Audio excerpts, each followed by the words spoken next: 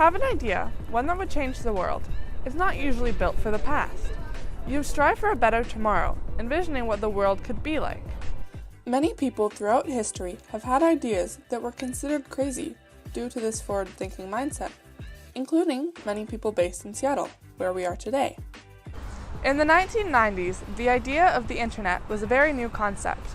There wasn't a lot of technology that made it easily accessible. Bill Gates and Paul Allen revolutionized the technology industry with their forward-thinking minds, changing the world forever. Microsoft brought technology into homes with the huge breakthrough of the PCs. Their crazy minds have brought the future to our society. Another man who had a vision of where America could go was Howard Schultz. Before Starbucks, coffee houses didn't have much of a social scene.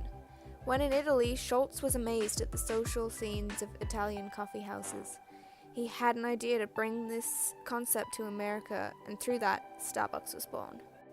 Nowadays, it is a place to socialize, and a huge part of our culture. People meet there, have meetings, and all sorts of other things. Starbucks is truly the saloon of our generation. This is the Chihuly Glass and Garden. Isn't it amazing? This man came up with this extraordinary idea from just a small concept. When Chihuly came into the glassblowing world, it wasn't really much of a world. It was done on a very small scale and mostly as a family tradition. But Chihuly had a different idea. He saw where the art form could go, and he took it there. He brought in color, size, and strange shapes like never seen before.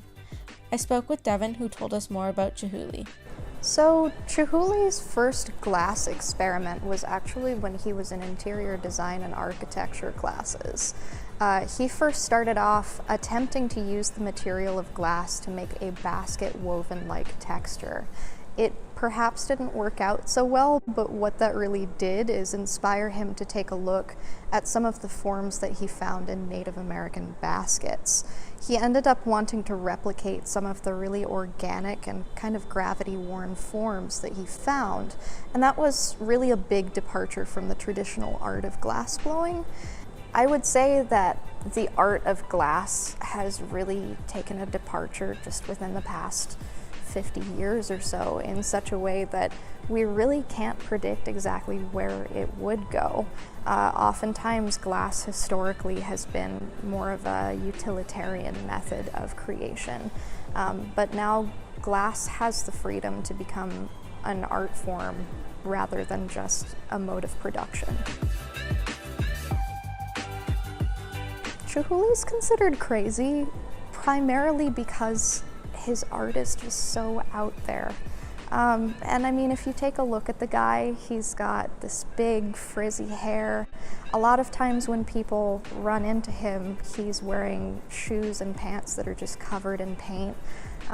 He's just a generally eccentric kind of character, but I think a lot of the way that he behaves and a lot of the way that he creates is really based around that eccentric nature. He collects all sorts of weird stuff that inspires him. He creates new things that nobody's ever seen before.